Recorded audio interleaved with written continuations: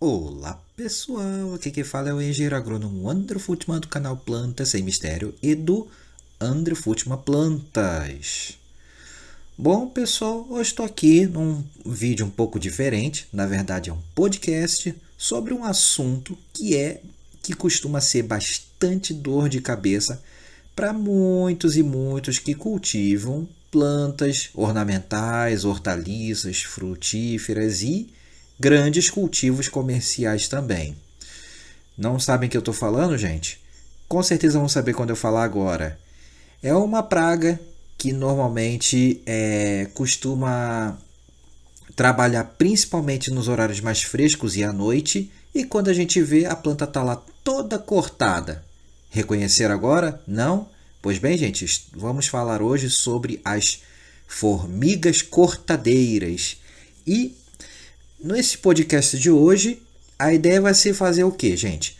Vamos fazer uma pequena introdução sobre o que são as formigas cortadeiras, onde elas ocorrem, a importância delas para a natureza, para o ecossistema. E vamos falar suas características principais. E também, depois de tudo isso, vamos aprender um pouco mais sobre o controle e a convivência com esses indivíduos, gente, tá bom? Então, esse será o intuito aqui deste podcast para vocês. Começando agora, as formigas cortadeiras, elas se dividem em dois grandes gêneros, que são o gênero Atta, mais popularmente conhecida como as formigas saúvas.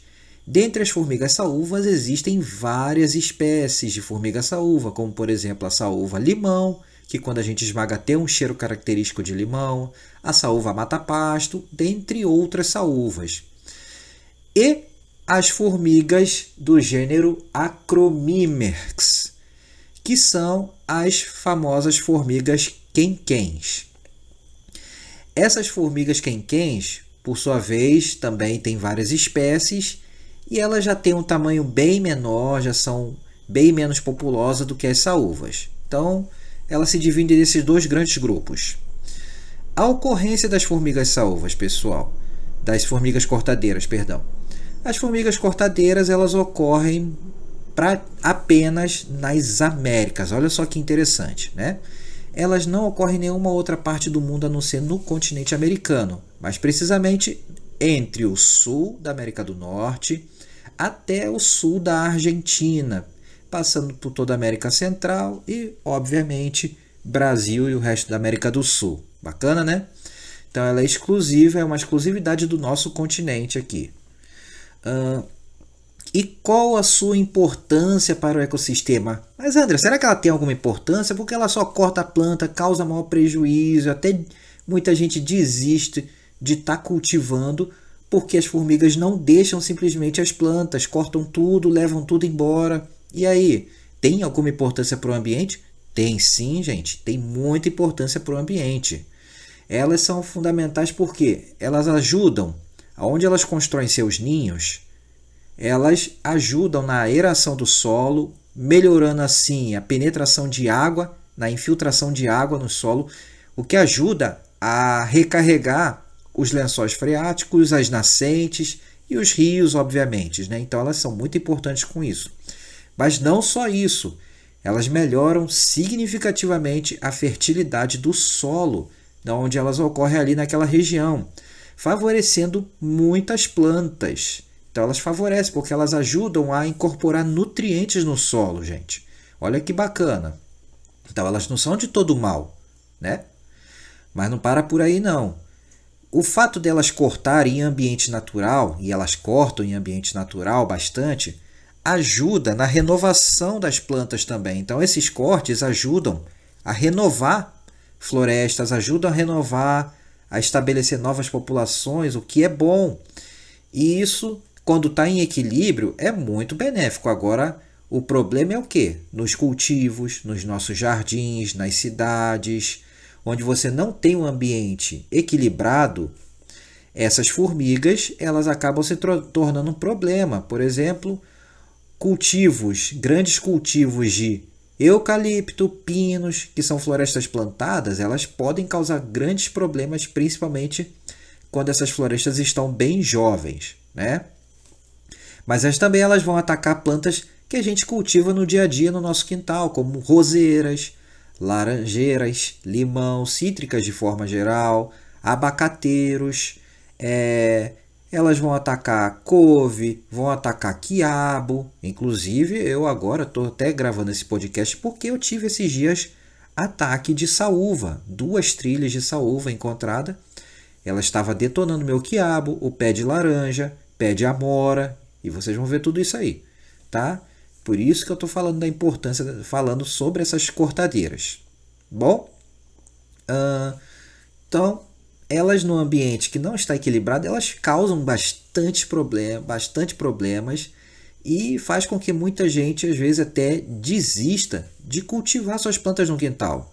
Lembrando que esse podcast está focado, voltado para o público que tem o cultivo caseiro, não está voltado para o comercial, para o público comercial.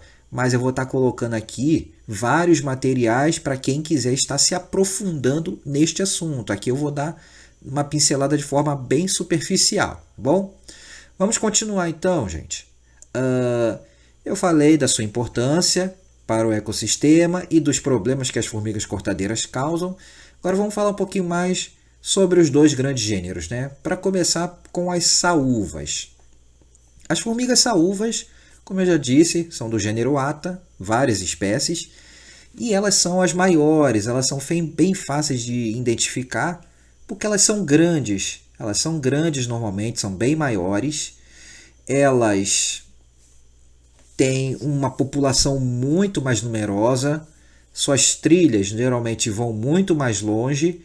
E os seus ninhos, seus formigueiros, também tendem a ficar muito grandes, com aquele montaréu de terra solta que é fácil da gente identificar, tá bom? Por outro lado, as quenquens já são formigas com tamanho bem menor, a população é bem menor, os formigueiros também são bem menores e bem mais superficiais em comparado com o formigueiro das saúvas, que podem ser bem profundos com várias câmaras. Já os da quenquem tendem a ser bem superficiais e bem pequenos, ocupando pouco espaço, tá? E as suas trilhas também são bastante reduzidas, elas não caminham por grandes distâncias, completamente diferente das nossas queridas saúvas, tá? Uma vez que eu falei as características básicas dos 2 gêneros de formigas cortadeiras, vamos agora falar um pouquinho mais sobre as características das cortadeiras. Bom, pessoal, as formigas cortadeiras, de modo geral, elas são insetos sociais, eusociais, digamos. São insetos que têm uma estrutura social muito elaborada, muito complexa, com divisão de castas. E, como vocês veem na imagem aí, essa divisão de castas a gente vai ver diferenciação dos indivíduos. Rainha, jardineira, carregadora, cortadora, soldado e por aí vai. Então a gente vai ter essa divisão e cada indivíduo vai ter um padrão diferente. Isso é muito interessante, gente. E quem já teve a oportunidade de observar um ninho em funcionamento em algum laboratório de pesquisa, universidade, enfim, como funciona a estrutura do ninho das cortadeiras, é simplesmente fascinante. Mas, realmente, elas são problemáticas e é por isso que a gente precisa compreendê-las para a gente conseguir controlá-las de forma mais eficiente aonde a gente quer controlar, tá? Não é para exterminar todas as formigas cortadeiras do planeta, mas sim aquelas que estão nos atrapalhando, estão nos arredores dos nossos cultivos. As que estão lá no fundo da mata não vamos mexer, obviamente, tá bom? Continuando. Então, já falei dessa divisão de castas que ela tem, essa estrutura extremamente complexa e organizada que é comandada por uma rainha. Tanto que se a gente mata a rainha, a gente acaba com o formigueiro, tá bom? Continuando agora aqui, gente, vamos passar para a estrutura do seu ninho. Bom, quanto à estrutura do ninho, pessoal, que vocês vão observar agora, Ele tem a certa variação de acordo com a espécie e o gênero, mas basicamente ele se divide. Superficialmente a gente pode observar os murunduns, que são aqueles montes grandes de terra solta que a gente pode observar facilmente, como vocês observam, veem aí nas imagens. Os olheiros de alimentação e os olheiros de alimentação, que são estruturas de terra levantada menores, um pouco mais afastado dos montes de terra levantado mais para o centro do formigueiro, tá bom? E essas estruturas elas podem ter tamanhos variados e números variados de acordo com a espécie do formigueiro, da formiga e principalmente a idade do formigueiro, ou seja, formigueiros mais antigos tendem a ser maiores também, tá bom? Então, basicamente é isso. E normalmente essas estruturas grandes a gente observa nas formigas saúvas, do gênero Atta. São as formigas que a gente vai observar essas estruturas grandes superficialmente. No caso das quenquens, a gente já não vai ter muito essa observação de montes de terra solto de grandes extensões, mas sim pequenos montes de terra, muitas vezes isolados, espalhados, pequenos olhos de alimentação. Às vezes só tem um olheiro de alimentação, uma entrada. Muitas quenquens, inclusive, que são chamadas de quenquém de cisco, elas simplesmente fazem um olhozinho, a entrada, com ciscos e não levantam aquela terra. Elas pegam restos de materiais, detritos de materiais vegetais, para fazer a entrada do seu formigueiro. E normalmente ele é mais sutil, é menorzinho. E também as quenquéns, os formigueiros ocupam pequenas extensões, eles não ficam grandes como as saúvas, que podem ocupar vários e vários metros quadrados de área, tá bom? Inclusive vocês depois vão ver as imagens aí de formigueiros que foram escavados e concretados. É uma verdadeira cidade, gente. É realmente fascinante, são verdadeiras cidades. Continuando agora, a gente falou das estruturas externas que a gente observa em cima da Terra. Dentro da Terra, os formigueiros são divididos em câmaras e túneis. Essas câmaras, que são chamadas normalmente de panelas, elas têm várias funções. Temos câmaras de alimentação, lixeira, e elas são interligadas pelos túneis, tá bom? Então, essas câmaras são interligadas pelos túneis, as panelas. No caso das saúvas, essas câmaras podem atingir alguns metros de profundidade. E enquanto que nas formigas quenquéns, normalmente essas câmaras são pequenas e atingem poucos centímetros de profundidade, sendo bem superficiais normalmente, tá bom? Muito importante, vocês estão vendo aí nas imagens, é imprescindível a gente saber reconhecer essas estruturas. Isso vai ajudar muito na hora do controle dessas formigas. Continuando, então a gente viu um pouco dos formigueiros, estamos vendo aí as imagens dos formigueiros escavados, é realmente fascinante, como vocês podem observar. E para por aí não, gente. Agora que a gente viu esses formigueiros, são estruturas colossais, dependendo da espécie da saúva, principalmente. Vamos para os seus hábitos de alimentação dessas formigas. Quanto ao hábito de alimentação, muita gente pode achar que essas formigas se alimentam das folhas que elas cortam. Não, gente, elas não se alimentam das folhas que elas cortam, mas sim elas usam essas folhas para alimentar, para servir de substrato para um fungo que elas cultivam, como se fossem agricultoras. E elas são realmente grandes agricultoras, elas são mestres nisso que elas fazem. E esse fungo que elas cultivam é o que de fato vai alimentar toda a colônia, que vai alimentar todo o formigueiro e não as folhas. As folhas elas vão usar como material para o cultivo do fungo. Por isso que elas fazem o corte. E por conta disso, gente, por conta dessa alimentação, desse fungo, elas precisam cortar folhas de várias espécies vegetais em grande quantidade. Daí, elas têm uma organização para o corte muito interessante. Normalmente elas fazem trilhas, que a gente chama de trilhas de forrageamento, trilhas de corte, de trabalho, podemos chamar, onde o quê? As formigas saem dos formigueiros, né? Primeiro elas vão buscando locais para corte, e então, uma vez que elas já encontram áreas bacanas para cortar, onde elas têm bastante material, elas vão formando aquelas trilhas características que a gente vê, onde elas limpam os caminhos, elas fazem uma limpeza no caminho, como vocês vão ver essa imagem aí, esse vídeo. Elas limpam realmente o caminho, elas fazem literalmente uma trilha, como se a gente fosse abrir uma picada, uma trilha na mata para fazer trilha, caminhada. Elas fazem exatamente a mesma coisa.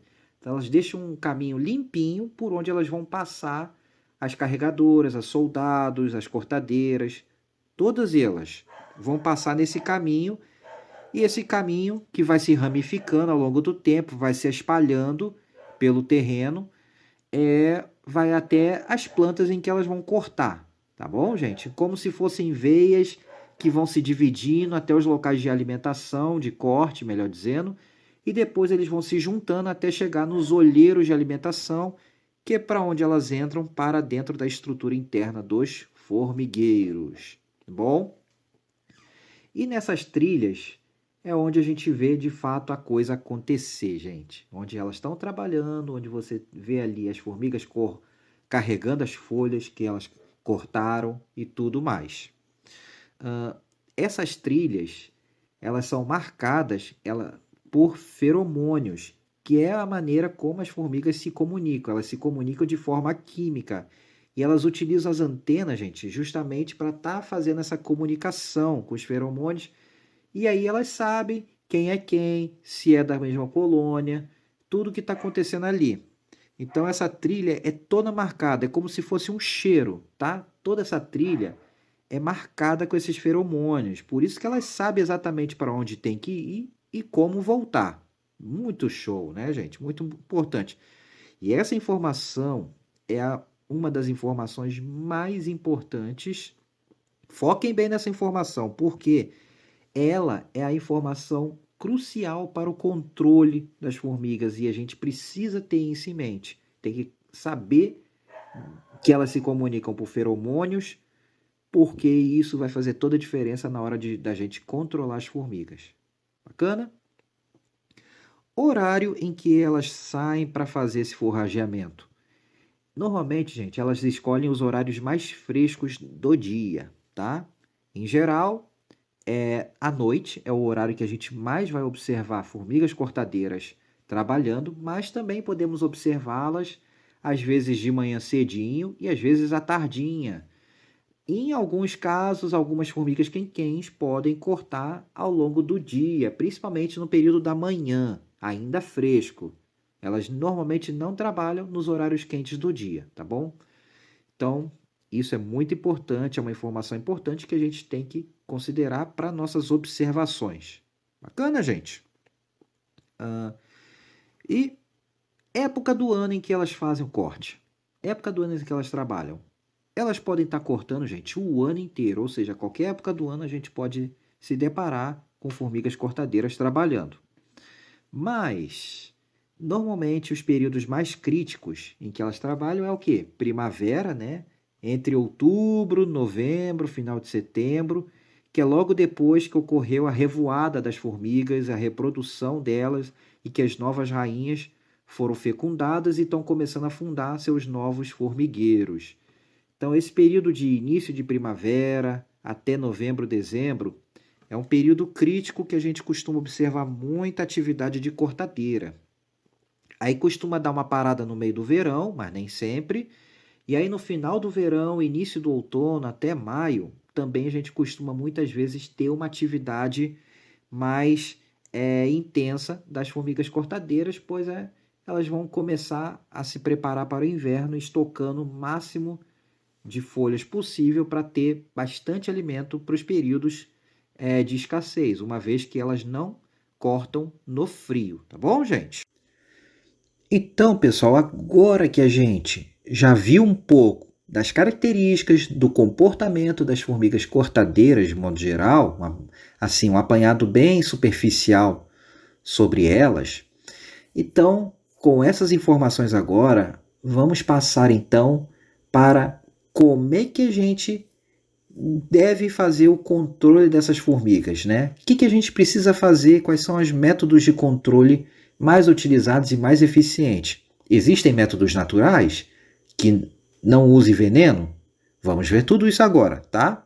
Bom, uma vez que vocês agora já têm conhecimento do comportamento dessas formigas, da época do ano, dos gêneros, da característica dela, primeiro passo importante para a gente poder controlá-las será o quê?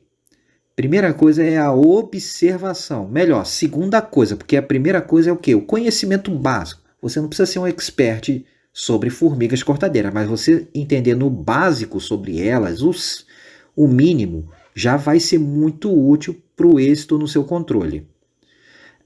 E a segunda coisa, obviamente, é observação. Você tem que criar o hábito de observar. Por exemplo, aqui no meu caso, né, gente, eu estou sempre observando tudo que está acontecendo nas plantas. Então, a partir do momento que eu observo plantas cortadas, folhas no chão e trilhas ativas de formiga, imediatamente eu já sei que tem cortadeira ali, eu identifico a trilha e então eu vou proceder os métodos de controle. Então, essa é a primeira coisa, você tem que estar sempre observando. Uma vez que você já sabe a característica de uma trilha, você então agora, a partir do momento que você observou folhas cortadas, você observou caminhos no chão limpo, você já sabe que ali tem uma trilha ativa. Então você vai fazer o quê? Você vai observá-la no período em que ela está trabalhando. Como normalmente o trabalho delas é à noite, é o horário principal de suas observações, é à noite. Com uma lanterna você vai lá e observa o trabalho da trilha, tá bom? Observou isso, beleza, você já fez o primeiro passo mais importante, você identificou aonde está passando as trilhas de trabalho da formiga. Uma vez que isso já foi feito, e lembrando, isso tem que ser hábito, gente. Tem que estar sempre observando. E não só quando você nota planta cortada, mas sim sempre. A observação tem que ser sempre e não é só para cortadeira, é para qualquer praga, tá bom? Uma vez a observação sendo feita, o próximo passo, né, a terceira questão, é o quê? O controle propriamente dito. E aí, dentro do controle das formigas cortadeiras, a gente tem várias e várias maneiras de estar controlando essas formigas. Mas eu vou citar algumas aqui que são assim as mais usuais. Nós temos os métodos com iscas, sendo naturais e químicas, né? Veneno. Nós temos o método que a gente chama que pode ser mecânico ou cultural, que basicamente é a destruição dos formigueiros de alguma maneira, ou então o uso de plantas espontâneas, né, do mato, para ajudar a amenizar o problema das formigas. E nós temos também o uso de venenos diretamente no formigueiro, normalmente, que podem ser também produtos naturais. Podem ser produtos líquidos, pode ser vapor de água quente, menos usado, podem ser produtos em pó também. É uma outra estratégia utilizada. Mas o foco principal aqui desse podcast será para falar das iscas para a formiga cortadeira. Será para falar do método mais popular e mais utilizado no controle das cortadeiras, que são as iscas, pessoal. Então, vamos perder mais tempo e eu vou dar uma falada muito rapidinho dos outros métodos e deixar o material para quem quiser ver os outros métodos de controle, tá bom? Bom, como a gente vai falar das iscas, não posso deixar de citar a questão do mato, primeiramente. Por quê? As formigas cortadeiras, elas gostam de determinadas plantas. Não cortam todas as plantas, mas das cultivadas, elas gostam de várias plantas que a gente cultiva, como roseiras. Quem tem roseira sabe como é o terror. As cortadeiras, elas fazem um estrago muito grande, né? E além das cítricas também elas fazem um verdadeiro estrago. E plantas novas. Mas quando você tem, por exemplo, o seu terreno não é completamente limpo, ou seja, você não deixa ele na terra batida, você já tem uma vantagem muito grande. Porque elas vão também cortar o mato. E isso vai distrair, vai tirar a atenção delas só das plantas de vocês. Além do que, a manutenção do mato, só na roçada, você não tira ele totalmente, apenas você roça ele para manter o terreno organizado, bonito e não ficar aquele matagal também. Você, além de estar ajudando a evitar que as formigas destruam suas plantas numa intensidade muito forte, também vocês estão ajudando a proteger o solo, a melhorar a matéria orgânica, a infiltração de água, uma série de outros benefícios, tá bom? Além de que muitas dessas plantas espontâneas também são benéficas para as abelhas nativas sem ferrão, que eu não posso deixar de citar aqui, tá? Já que eu também mexo com essas abelhas. E essas plantas são extremamente importantes para elas e outros polinizadores e insetos benéficos que ajudam no controle de pragas das nossas plantas. Então, manutenção do mato, não deixar o terreno limpo completamente é sempre interessante. Apenas a roçada. E aí, em relação às iscas, é o seguinte, gente. Não importa se é uma isca química ou se é uma isca natural, elas têm um princípio de funcionamento muito parecido e a aplicação segue o mesmo princípio, que é basicamente o seguinte. Uma vez que você identificou a trilha trabalhando, você vai comprar a isca da sua preferência ou preparar a isca da sua preferência. E aí é onde as pessoas cometem o maior erro. Elas vão lá, pegam a isca, as iscas, normalmente elas vendem em sachêzinhos, são granuladinhos que vendem em sachês, e a pessoa joga em quê? Em cima da trilha da formiga. Lembra que eu falei da questão dos feromônios, que essa informação era extremamente importante? Pois é, gente, é aqui onde essa informação é realmente aplicada. Vocês não podem jogar de jeito nenhum isca de qualquer natureza, seja veneno, seja natural, em cima da trilha do formigueiro. Jamais pode-se jogar a isca direto na trilha do formigueiro. Por quê? Quando você joga a isca direto em cima da trilha, você corta a comunicação química das formigas. Isso diminui bastante, consideravelmente, a eficiência das iscas. Por quê?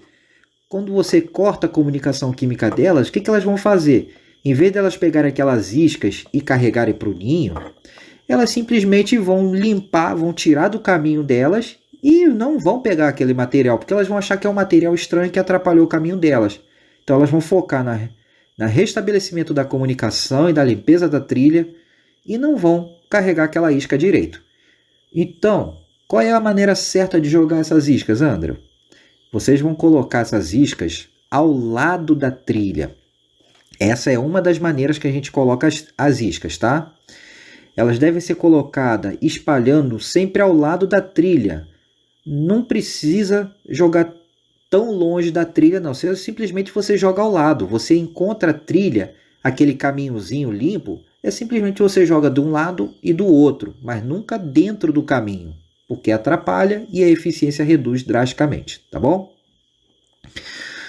Além disso, além de você jogarem a isca do lado, essa é uma maneira, você vai espalhando mesmo, vai jogando, lembrando de usar uma luva, tá? Se for usar isca química, não trabalhe com a mão nua com as iscas, não. Isso é importante.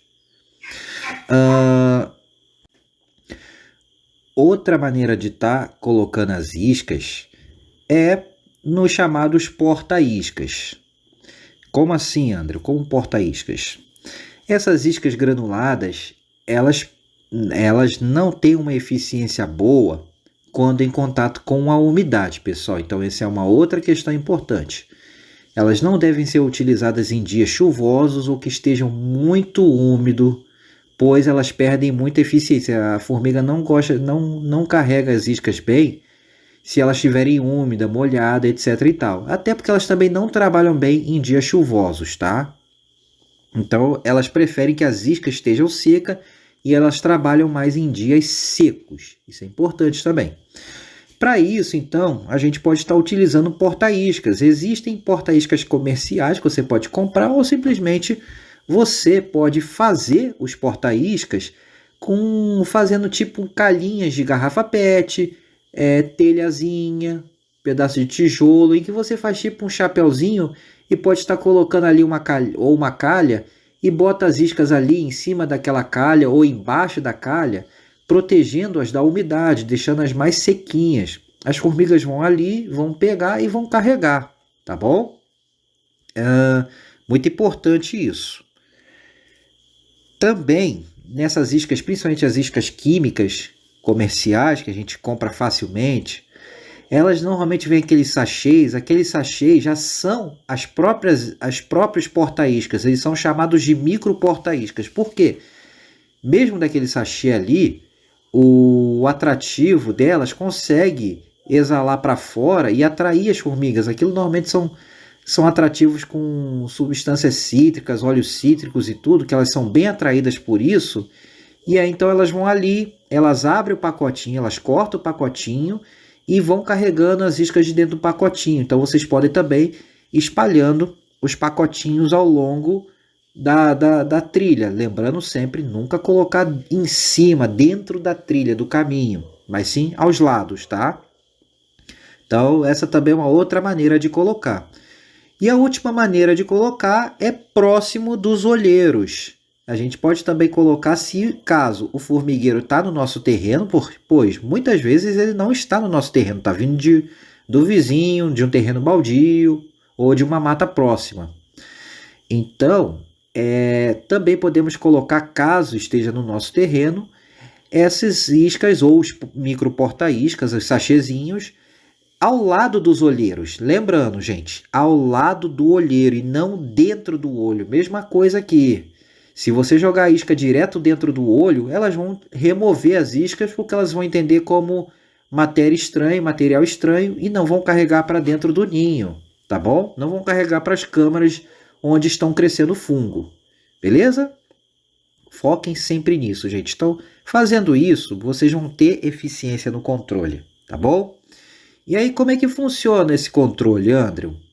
Bom, as formigas vão carregar essas iscas, que tem esse atrativo à base de óleos cítricos normalmente, que elas são muito atraídas por essas substâncias cítricas, com esse aroma cítrico meio de limão e tudo, elas são bem atraídas. E nessas iscas contém os princípios inseticidas. Varia de fabricante para fabricante, mas basicamente é isso. Então elas levam essas iscas para o formigueiro, onde elas vão, normalmente elas dividem, né, trituram a isca ali, ela partem em pedaços menores e botam ali junto com o fungo ali, junto com as folhas e tudo, para o fungo. E nessa que elas vão cortando e vão passando de uma para outra, isso, e até mesmo durante a alimentação desse fungo que já está contaminado com o princípio ativo, elas vão se envenenando. Tá bom? Elas vão se envenenando com o inseticida, então na verdade o inseticida vai matar as formigas e não o fungo. Então nesse processo elas vão passando de uma para outra, até mesmo durante a alimentação, e aí elas vão se envenenando e tendo uma morte lenta, elas vão morrendo de forma gradual. Tanto que o que acontece? Muitas vezes a pessoa acha que não controlou, mas não controlou, botei isca e elas continuam vindo. Não, gente, calma aí. Se você colocou direitinho, elas carregaram bem e tudo, no primeiro dia elas carregam. No segundo dia, elas ainda podem aparecer. Nem sempre acontece. Às vezes você bota num dia, no outro dia já não aparece mais. Mas normalmente no segundo dia elas podem continuar aparecendo em número menor e normalmente elas cortam bem menos ou até nem cortam, tá? Mas ainda aparecem. E aí vocês notam formigas já mais lentas, um andar um pouco mais cambaleante, não aquele ritmo que elas estavam antes de colocar as iscas. No terceiro dia pode eventualmente aparecer algumas formigas ainda e até cortar, mas assim algo muito pouco mesmo, e elas já muito mais lentas, muito mais cambaleantes e normalmente nem cortam quando aparece. E aí depois já não aparece mais, porque o formigueiro já está completamente morto. Tá bom, gente? Então, basicamente, esse é o princípio de funcionamento das iscas, como eu falei aí. E essas iscas, gente, elas são muito baratas, tá? Elas são o método mais utilizado justamente pela praticidade. Elas são fáceis de colocar, elas são bastante seguras assim. O risco de você ter problemas com envenenamento com elas são muito baixo. O risco delas atingirem insetos benéficos é baixo se você utilizar de forma correta, o que a torna bastante segura e um método muito eficiente. E normalmente elas são muito baratas também, são bastante baratas para a gente encontrar. Mas claro, lembrando, sempre faça com cuidado. No momento que você for aplicar, não deixe nenhum animal doméstico perto, não deixe criança por perto, nada disso. Isso é muito importante. Se você tem vários animais aqui que ficam no mesmo espaço, é interessante durante a aplicação da isca você manter eles num local isolado. Depois que aplicou, normalmente não tem muito problema, elas não são muito atrativas para animais. Mas mesmo assim, é só ter aquele cuidado bem básico e não vai ter problema. Além de que o armazenamento das iscas também deixe num armário seco que não esteja ao alcance de animais e crianças, né, gente? Isso é básico para qualquer produto. E a quantidade de isca que eu devo colocar, André? Qual é a quantidade que eu devo colocar? Bem, gente, existe uma continha que a gente tem que fazer, mas eu não quero entrar muito nesses detalhes técnicos, porém eu vou deixar vários materiais para aqueles que quiserem aprofundar mais nesse assunto aqui, tá bom? Mas normalmente o que a gente faz é o quê? A gente tem que, quando possível, medir o tamanho do formigueiro, né? Comprimento, maior comprimento dele e a maior largura dele, para calcular sua área aproximada. E aí a gente vai colocar o tanto de sachês de isca com base na área do formigueiro. Normalmente a gente coloca um sachê de isca por metro quadrado de área de terra levantada de formigueiro, tá bom? Essa é a medida padrão. Pode ter alguma variação, dependendo da formiga, mas basicamente é isso. Um sachê por metro quadrado. Mas se o formigueiro não está na minha área, André, e aí? Aí você vai ver a intensidade da trilha. De forma assim bem grosseira, você vai ver. Se é uma trilha muito populosa, com muita formiga, você coloca mais sachês de isca. Se é uma trilha fraca, com poucas formigas, você bota menos sachês. Em geral, você vai colocar pelo menos 2, 3, até uns 4 sachês de isca. Mas claro, se forem formigueiros muito grandes, isso é insuficiente para matar o formigueiro. Aí você vai precisar colocar bem mais sachês do que esses 4 ou 5 que eu falei, tá bom? Mas trilhas pequenas, formigas quenquens, pouco populosas, normalmente 2 a 3 sachês já dão conta do recado. Grandes formigueiros velhos, antigos, aí já precisa de uma quantidade bem grande de iscas, de sachês para conseguir controlar, tá bom? Mas a conta é basicamente essa. Você calcula a área aproximada do formigueiro, se você identificar a terra levantada, maior largura vezes o maior comprimento do formigueiro, e então você vai colocar um sachê para cada metro quadrado de formigueiro. Se o formigueiro tem 10 metros quadrados, você vai colocar 10 sachês. Se tem 5 metros quadrados, 5 sachês. E assim vai, tá bom? Basicamente é isso. O que mais agora, gente? Vamos falar um pouco agora das iscas naturais. Vamos falar um pouquinho das iscas naturais, vamos lá? Iscas naturais agora, gente. Bom, aí muita gente vai me falar, eu não quero usar veneno, não quero usar método químico, não quero isso, eu quero usar uma coisa mais natural para o controle. O que eu posso fazer, André, para poder estar controlando dessa maneira natural? Existe possibilidade? Porque no YouTube tem muita gente receitando pozinho, coisinha mágica, mas na prática a maioria não funciona direito, ou se funciona, porque realmente tem receitas boas que funcionam, as pessoas não ensinam o básico que tem que ser ensinado direito, que é o quê? Como aplicar e como compreender as formigas. Então esse podcast aqui eu estou justamente mostrando para vocês desde a importância das formigas, a ocorrência, comportamento básico delas e para poder a gente estar o quê? Tendo um controle mais eficiente dessas formigas. Então, dentre as medidas naturais que a gente pode estar utilizando, existem iscas naturais ou biológicas comerciais também, granuladas, que a gente pode estar adquirindo. Elas são mais ou menos parecidas no princípio dos sachês, que a gente compra as iscas químicas, tem várias marcas no mercado também. E também a gente pode estar utilizando algumas plantas, algumas sementes ou folhas que são tóxicas para as formigas ou para o fungo que as alimenta. Dentre elas, o que a gente pode citar assim que já tem bastante trabalho em cima, que é mais popular? O gergelim preto e a mamona. Bom, vamos lá. Primeiramente, aqui, gente, o princípio de aplicação é semelhante à isca química, ou seja, nunca colocar dentro da trilha, sempre ao lado da trilha ou próximo do olheiro. E você vai colocar uma maior quantidade se o formigueiro for maior. Se for menor, você coloca menos quantidade. Simples assim. Mesma coisa, se a trilha for mais populosa, você coloca mais. Se for menos, você coloca menos. No caso do gergelim preto, ela parece que é tóxica para o fungo que as alimenta.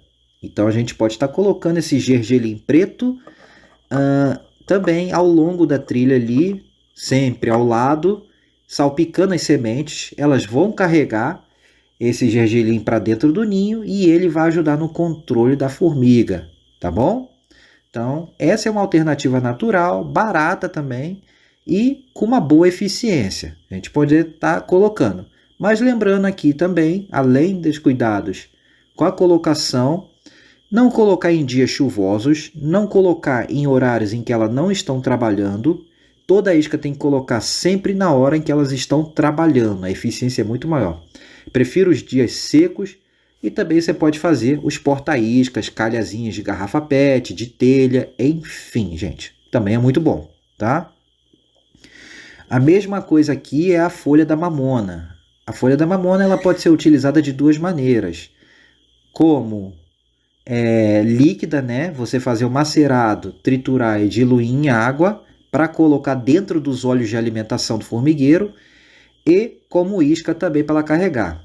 Como isca, basicamente, você vai picotar as folhas da mamona e vai colocar ao lado da trilha. Como ela é tóxica para o fungo e para as formigas, ela também vai intoxicar e pode levar formigueiros novos, principalmente os mais jovens, à morte. Formigueiros muito estruturados e muito antigos, pode ser que ela não seja tão eficiente, tá? Mas para os novos formigueiros, sim, vai ter uma eficiência, pode ser bem interessante. E mesma coisa, quanto maior a trilha, mais numerosa, coloque bastante folha de mamona picotada ao lado dela e também ao lado dos olhos do formigueiro. Beleza, gente? Bom, então, basicamente em relação às iscas, que é o principal método, era isso que eu tinha que falar. Agora, só uma pinceladinha rápida em relação aos outros métodos. O outro método que eu falei, né, é o destruição do formigueiro, né, mecanicamente mesmo, com o uso de pás, enxadas, enxadões, tratores, enfim. Esse método ele é bem eficiente para formigueiros mais jovens de saúva ou para quem quer que tem formigueiros rasos e pequenos. Destruiu o formigueiro, matou a rainha ali, beleza, funcionou, acabou com o formigueiro. Quando isso está no seu terreno. O outro método é o uso de inseticidas naturais ou químicos, líquidos, ou vapor de água quente, ou pó, nos próprios formigueiros. Como é que a gente faz esse controle? Normalmente ele é um pouco mais complicado e mais eficiente, mas basicamente as pessoas fazem o quê? Elas vão usar, seja líquido, seja pó, seja natural, seja químico. Elas encontram os olheiros do formigueiro. Primeira coisa, ela vai marcar, vai encontrar o olheiro do formigueiro. Hein? Então, o que ela vai fazer? Ou com produto líquido ou com produto em pó, normalmente usado mais em pó, você vai aplicar com uma bomba, com com uma bombinha, né? Para pó, você vai colocar ali e conforme você vai bombando ali dentro esse pó, você vai vendo os outros olheiros e conforme você for vendo a fumacinha do produto ou o líquido subindo pelo outro olho, você vai tampando esses olhos até que você não note mais fumaça subindo e tampando todos os olheiros. Uma vez que você tampou todos os olheiros e eles estão cheios do produto, então você vai ter a eficiência do controle, tá bom? Esse controle pode ser feito com a calda de mamona que eu falei também, é o mesmo princípio. Mais ou menos em torno de uns 300 gramas de folha de mamona que a gente vai pegar para em torno de 10 litros de água. Macera aquilo bem, tritura tudo bem aquilo e deixa descansar por um dia. Depois você com uma bomba você vai injetar aquilo no olho do formigueiro e conforme for saindo pelo outro olho, você vai tampando esses olhos dos formigueiros até tampar todos os olheiros dele. Feito isso, o controle pode estar sendo feito também. Bacana, gente? Basicamente é isso. Esse é um outro método de controle. Mas como eu falei, ele é mais trabalhoso e o formigueiro precisa estar no seu terreno. Já no caso das iscas, naturais ou não, não precisa necessariamente o formigueiro estar no seu terreno. Então ela é realmente o método mais importante, mais eficiente, é o que você vai usar, pois ele é o mais simples de ser utilizado. Tá bom, gente? E no mais, era exatamente isso que eu tinha que mostrar para vocês. Enquanto eu falei, vocês viram vários vídeos das trilhas e explicações visuais também aí para melhor entendimento desse conteúdo. E também, como eu falei, vai deixar vários materiais, vídeos e textos e links para vocês estarem aprofundando o conhecimento de vocês sobre as formigas cortadeiras. E eu espero que todos consigam ter um bom controle toda vez que a formiga cortadeira aparecer e assim não desistir dos seus cultivos. Se gostaram, deem o joinha bacana nesse conteúdo, compartilhe com seus amigos, ative o sininho para receber as atualizações, se inscrevam no canal e no mais, gente, um forte abraço a todos e até a próxima em Plantas Sem Mistério. Agora eu fui. Tchau, tchau.